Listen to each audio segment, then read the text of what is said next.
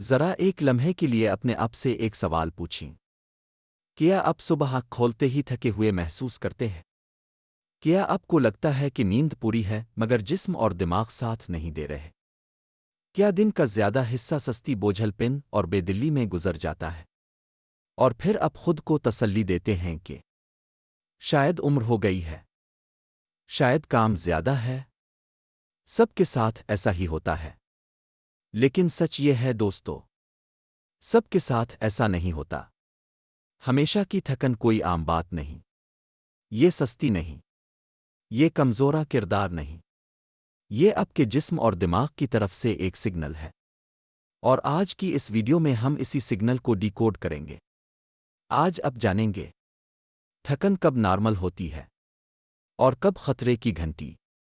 غذائی کمی آپ کو اندر سے کیسے کھوکھلا کرتی ہے، ذہنی دباؤ خاموشی سے توانائی کیسے چوس لیتا ہے، اور سب سے اہم، اس تھکن سے بچاؤ اور واپسی کا راستہ۔ یہ ویڈیو معلوماتی نہیں، یہ زندگی بدلنے والی ہو سکتی ہے اگر آپ آخر تک دیکھیں۔ تھکن آخر ہے کیا؟ ہم تھکن کو بہت ہلکے میں لیتے ہیں۔ ہم سمجھتے ہیں بس تھوڑا آرام چاہیے، لیکن حقیقت یہ ہے کہ تھکن 4 سطحوں پر ظاہر ہوتی ہے۔ ایک جسمانی تھکن، جسم بوجھل، عضلات کمزور، حرکت میں سستی۔ 2 ذہنی تھکن، سوچنے میں مشکل، توجہ کی کمی، برین فاگ۔ 3 جذباتی تھکن، چڑچڑاپن، بے دلی، بات بات پر غصہ۔ 4 ہارمونل تھکن، نیند خراب، وزن میں تبدیلی، موڈ سوئنگز۔ اگر تھکن 2 ہفتے سے زیادہ رہے، چھٹی یا آرام سے ختم نہ ہو، کام، عبادت، تعلقات متاثر کرے، تو یہ مسئلہ ہے، محض کیفیت نہیں۔ غذائی کمی، خاموش مگر گہری وجہ۔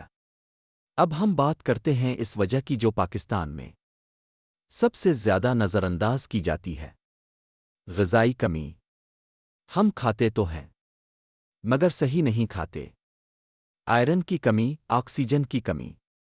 آئرن وہ عنصر ہے جو خون بناتا ہے، آکسیجن کو پورے جسم میں پہنچاتا ہے۔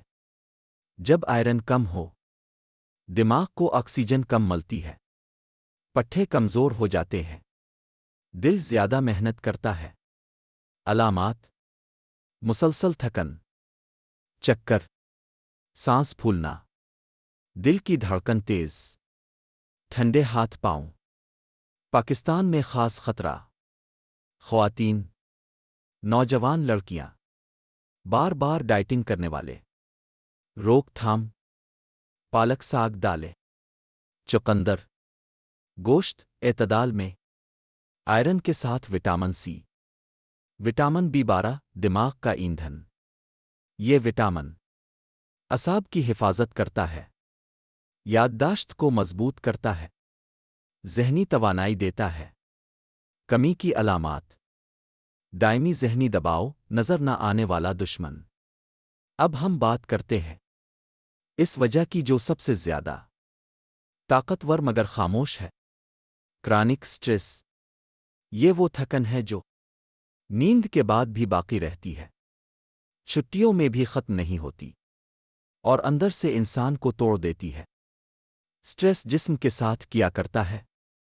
جب آپ مسلسل دباؤ میں رہتے ہیں، کورٹیسول بڑھتا ہے، ہاضمہ خراب ہوتا ہے، غذائی اجزاء جذب نہیں ہوتے، نیند شیلو ہو جاتی ہے۔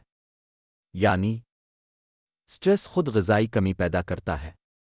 سٹریس کی علامات: دل گھبراہٹ، موڈ خراب، غصہ، بے دلی، جنک فوڈ کی طلب۔ سٹریس سے بچاؤ، پریونشن: روزانہ 10 منٹ گہری سانسیں، موبائل سے وقفہ، نیند کا باقاعدہ وقت، واک، اللہ سے تعلق، شکر گزاری۔ اب ہم اس حصے میں داخل ہو رہے ہیں جہاں زیادہ تر لوگ یہ کہہ دیتے ہیں، میں بیمار نہیں ہوں، بس اندر سے ختم ہو چکا ہوں۔ اگر یہ جملہ آپ کو اپنا لگے تو یہ حصہ خاص آپ کے لیے ہے۔ دائمی ذہنی دباؤ کیا ہے؟ سٹریس وقتی بھی ہو سکتا ہے، لیکن جب سٹریس روزانہ ہو، ہفتوں مہینوں رہے، نیند اور خوشی چھین لے تو اسے کہتے ہیں کرانک سٹریس۔ یہ وہ سٹریس ہے جو چہرے پر نظر نہیں آتا، رپورٹ میں نہیں آتا، مگر زندگی کی رفتار توڑ دیتا ہے۔ سٹریس جسم کے اندر کیا تباہی مچاتا ہے؟ جب آپ مسلسل دباؤ میں رہتے ہیں، جسم کورٹیسول ہارمون زیادہ بناتا ہے، دماغ الرٹ موڈ میں رہتا ہے، نیند گہری نہیں ہوتی، معدہ سست ہو جاتا ہے، غذائی اجزاء ضائع ہونے لگتے ہیں۔ یعنی سٹریس نہ صرف تھکن پیدا کرتا ہے بلکہ غذائی کمی بھی خود پیدا کرتا ہے۔ دائمی سٹریس کی علامات: خطرے کی گھنٹی۔ اگر آپ میں یہ نشانیاں ہیں تو رک جائیں۔ نیند پوری مگر تازگی نہیں، چھوٹی باتوں پر غصہ، دل بے وجہ گھبراہٹ، میٹھا جنک فوڈ کی شدید طلب، بات کرنے کا دل نہیں، عبادت میں دل نہیں لگتا، ہر وقت بوجھل پن۔ یہ بناؤٹ کی واضح نشانیاں ہیں۔ بناؤٹ کیا ہے؟ بناؤٹ کا مطلب ہے جسم چل رہا ہے مگر روح تھک چکی ہے۔ بناؤٹ میں کام بوجھ لگتا ہے، خوشی ختم ہو جاتی ہے، خود پر اعتماد کم، ہر چیز مشکل لگتی ہے۔ یہ سستی نہیں، یہ ذہنی تھکن کی آخری سٹیج ہے۔ سٹریس اور نیند کا خطرناک رشتہ۔ سٹریس نیند کو برباد کرتا ہے اور خراب نیند سٹریس کو بڑھاتی ہے۔ نتیجہ: ایک شیطانی چکر، نیند شیلو، ریم کم، دماغ آرام نہیں کرتا، صبح پھر تھکن۔ سٹریس سے پیدا ہونے والی جسمانی بیماریاں: لمبے عرصے کا سٹریس، بلڈ پریشر، شوگر، معدے کے مسائل، ہارمونل گڑبڑ، دل کی بیماریاں۔ اسی لیے سٹریس کو خاموش قاتل کہا جاتا ہے۔ حرکت، ورزش نہیں حرکت، ہلکی واک، اسٹریچنگ، دھوپ میں چلنا، یہ دماغی کیمیکلز درست کرتا ہے۔ 5 او نہیں کہنا سیکھیں۔ ہر بوجھ اٹھانا نیکی نہیں، خودکشی ہے۔ صحت کی حدود بنائیں ورنہ سٹریس بناتا جائے گا۔ 6 روحانی سکون، شکر گزاری، دعا، اللہ پر بھروسہ، دل کا سکون۔ سٹریس کا سب سے بڑا دشمن ہے غذائی کمی۔ سٹریس دوہرا حملہ۔ یاد رکھیں، غذائی کمی سٹریس بڑھاتی ہے، سٹریس غذائی کمی پیدا کرتا ہے۔ اسی لیے ریکاوری بھی 2 طرفہ ہونی چاہیے، جسم کو غذائیت، دماغ کو سکون۔ 7 دن کا reset plan, simple but powerful. دن 1 2 نیند درست کریں، چائے کم کریں۔ دن 3 4 سبزیاں پانی واک۔ دن 5 6 سانسیں موبائل کم۔